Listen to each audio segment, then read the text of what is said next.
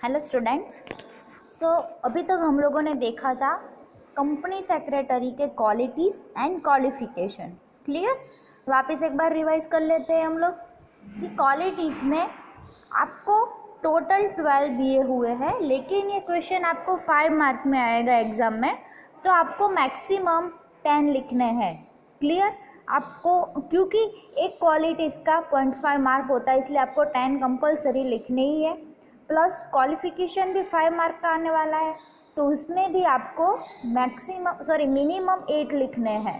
Okay, लेकिन उसमें क्या करना है, आपको 2.5 पेज तो कम्प्लीटली फिल करने ही है, और उसके बाद आगे चलता है तो कोई बात नहीं। देखो उसमें क्या आएगा, गुड हेल्थ लिखा आप लोगों ने, फिर उसके बाद उसके अंदर आपको 1 या 2 पैराग्राफ लिखने, वो भी छोटे छोटे। फिर ऑनेस्टी आएगा, उसके अंदर भी ऐसा ही करना है। ऐसे ही करते करते आपको 2.5 पेजेस फिल करने हैं टोटल। चलो अब उसके हम क्वालिटीज़ में अब डीपली देखेंगे। क्वालिटीज़ ऑफ सेक्रेटरी, फर्स्ट है हमारा good health. Company secretary work hard at different levels, he has to face irregularities and he has to be fit mentally and physically. Company secretary की health कैसी होनी चाहिए? Good. अगर वो बीमार होगा तो वो क्या अच्छे से वर्क कर पाएगा? नहीं। प्लस अगर वो बीमार होगा तो वो अच्छे से वर्क नहीं कर पाएगा, तो फिर दूसरों को वो कैसे वर्क सेंड करेगा? क्योंकि वो तो हेड होता है, तो उसको जो वर्क करना है, जो उसको डिस्ट्रीब्यूट करना है, वो अगर मेंटली फिट होगा, फिजिकली फिट होगा, तो ही वो आगे पास कर पाएगा, और तो ही हमारी कंपनी जो है वो आगे बढ़ पाएगी और ज़्यादा से ज़्यादा प्रॉफिट कमा पाएगी। और दूसरी चीज़ आपको वो ध्यान में रखनी है कि अगर वो मेंटली फिट नहीं होगा तो कंपनी में तो आपको पता ही है कि इरेगुलरिटीज़ कितनी आती है, कि कभी भी कोई भी एम्प्लॉय आ जाए, कोई भी प्रॉब्लम आ जाए, या फिर कोई आपसे मिलने आ जाए, कभी भी कुछ भी हो सकता है। तो उसके लिए फर्स्ट उसको मेंटली फिट रहना है। हो गया ये हमारी गुड हेल्थ। सेकेंड वन है ऑनेस्टी। ऑनेस्टी में क्या आएगा? Company secretary know each and every matters of the company, यानी कंपनी सेक्रेटरी का जो पोजीशन है वो हाई है कंपनी में, तो वो कंपनी के बारे में सब कुछ जानता है। फिर है secretaries good character and good habits will motivate others, यानी आप लोग देख सकते हो कि आप अगर स्कूल पे आए हो मिलने के लिए प्रिंसिपल से, तो वो फिट होगा। फिर दूसरा, उसका जो कैरेक्टर है वो आपको उसको देखकर ही पता चल जाएगा कि ये प्रिंसिपल हो सकता है। फिर उसके जो क्लोथिंग सेंस है, उसने जो पहना होगा उसके ऊपर से भी आपको पता चल सकता है। दूसरा कि अगर वो फॉर्मल में आएगा और नीचे उसने स्लीपर पहनी होगी तो क्या वो अच्छा दिखेगा? नहीं। या फिर नीचे उसने शूज़ पहना होगा और ऊपर उसने कैपरी एंड टी शर्ट पहना होगा, तो ये क्या उसकी इमेज क्रिएट कर पाएगा आपके माइंड में कि ये प्रिंसिपल है? ऐसा नहीं। तो उसके सेम वैसा ही सेक्रेटरी का भी है, उसको सूट बूट में आना है, अगर वो नहीं पहने तो फॉर्मल में आना है, प्लस उसके शूज़ है वो फॉर्मल होने चाहिए, स्पोर्ट्स शूज़ नहीं होने चाहिए। फिर उसकी कोई बैड हैबिट नहीं होनी चाहिए।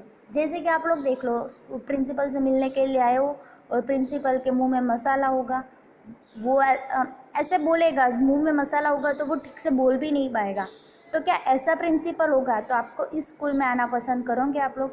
ये नहीं, कोई भी स्कूल में जाओगे तो first impression is the last impression, आपको पता ही है।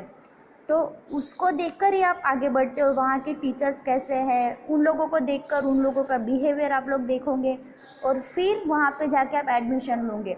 क्योंकि जो आपके जो गुरु है, जो आपके टीचर है, वो उसके लुक के ऊपर से ही आपको पता चल जाएगा कि इसके अंदर कितना नॉलेज है, ये हमको कैसे पढ़ाएंगे।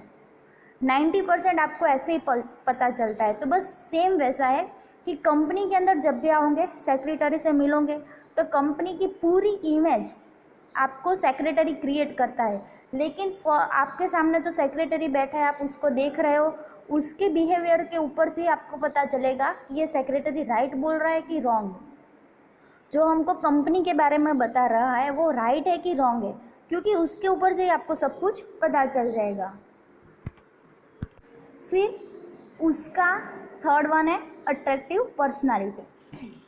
जो सेक्रेटरी होगा उसको शेयर होल्डर के साथ वर्क करना है, डिबेंचर होल्डर के साथ वर्क करना है, बोर्ड ऑफ डायरेक्टर जिसको हम एज अ स्कूल का प्रिंसिपल बोल सकते हैं, वैसे ही कंपनी का जो मेन होगा उसको बोलेंगे हम बोर्ड ऑफ डायरेक्टर। तो उसके साथ वर्क करना है, उसको मीटिंग में बैठना है। मीटिंग में भी दूसरे कंपनी में से बहुत सारे लोग आ सकते हैं, तो सभी सभी के सामने आपको अपनी कंपनी की अच्छी इंप्रेशन रखनी है। तो उसके लिए पहले तो आपको ही अच्छे से रेडी होके आना है। फिर है गवर्नमेंट ऑफिसर्स के साथ आपको बैठना है, उनके साथ बातचीत करनी है, डील करना है, क्योंकि गवर्नमेंट जो है वो बहुत सारी लॉज बाहर निकालते रहते हैं। तो शायद ऐसा भी हो सके कि आपको उनके साथ मिलने भी जाना पड़े, तो उसके सामने हमारी कंपनी की अच्छी इमेज क्रिएट हो। तो उसके लिए पहले तो रेडी आपको ही होना है। फिर है जो हमारे एम्प्लॉयज़ है कंपनीज़ के अंदर के, उनके साथ बैठकर भी आपको डील करनी है, उनके प्रॉब्लम सॉल्व करने हैं, और बहुत सारे भी चीज़ें अंदर आती है। अगर आपको कोई एम्प्लॉय है उसको अपॉइंट करना है, तो उसके लिए भी जो वो एम्प्लॉयज़ तो बहुत सारी जगह से आएंगे, उन लोगों ने दूसरी कंपनियां में भी काम किया होगा। तो वो जब भी हमारी कंपनी में आएंगे तो वो हमारी कंपैरिजन तो ऑब्वियस करने ही वाले, क्योंकि आप भी जाओगे तो आप भी करोगे कि ये स्कूल ऐसी थी, वो स्कूल वैसी है, वो थर्ड वाली स्कूल ऐसी है। आपको भी पता ही होगा कि हर स्कूल में कैसा चलता है, वहाँ का एटमॉस्फेयर कैसा होता है, वहाँ के टीचर्स कैसे होते हैं, प्रिंसिपल कैसे होते हैं। तो वैसे आप लोग भी कंपैरिजन करते होंगे। तो वैसे हमारे कंपनी में भी जो इंटरव्यू देने के लिए आएंगे ना, वो एम्प्लॉयज़ भी हमारी कंपैरिजन करेंगे कि हमारी कंपनी कैसी है प्लस सेकेंड वन कंपनी कैसी है। वैसे तो हमारी कंपनी को हाई दिखाने के लिए, अच्छी दिखाने के लिए पहले सेक्रेटरी को ही अपना लुक है वो चेंज करना पड़ेगा। उसके बाद हम हमारी कंपनी का भी चेंज कर सकते हैं, एम्प्लॉय का भी, लेकिन first impression is the last impression. So secretary को भी अच्छा दिखना है, अट्रैक्टिव दिखना है। ये फिर है जनरल पब्लिक। कुछ ऐसी पब्लिक होगी जो हमारी कंपनी में आकर इन्वेस्टमेंट करना चाहेंगी, लेकिन हाँ, अगर हम गए तो हम क्या करेंगे, हमको भले ही 5,000 कोई कंपनी में जाके इन्वेस्टमेंट करना है, लेकिन पहले हम ये देखेंगे कि हमारे जो मनी है वो सिक्योर है कि नहीं उस कंपनी के अंदर। वो हमको अगर हम लोगों ने 5,000 डाला तो उसके वो डबल करके देंगे कि नहीं, उसके ऊपर हमको प्रीमियम मिलेगा कि नहीं, उसके ऊपर हमको डिविडेंड देंगे कि नहीं, उसके ऊपर हमको कंपनी अगर प्रॉफिट करेगी तो हमको ज़्यादा से ज़्यादा रिटर्न दे पाएगी। लेकिन अगर कंपनी लॉस करेगी तो आपके जो 5,000 होंगे ना वो भी डूब जाएंगे। तो हम लोग क्या करेंगे, पहले कंपनी में जाएंगे और इन्फॉर्मेशन लेंगे कंपनी के बारे में कि कंपनी कैसी है।